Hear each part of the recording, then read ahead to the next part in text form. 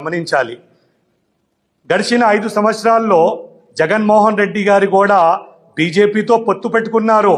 చాలా మంది మైనార్టీ నాయకులు ఏం చెప్పారండి? రాష్ట్ర ప్రయోజనాల కోసం, రాష్ట్ర అవసరాల కోసం జగన్మోహన్ రెడ్డి గారు బీజేపీతో ఒప్పందం చేసుకోవాల్సి వచ్చింది, పెట్టాల్సి వచ్చింది అని తెలియపరిచారు.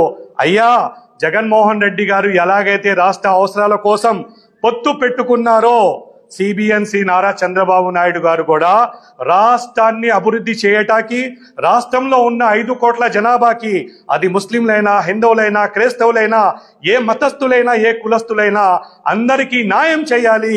ఈ రాష్ట్రాన్ని అభివృద్ధి వైపు తీసుకువెళ్ళాలి. మళ్ళీ అమరావతిని నిర్మించాలి.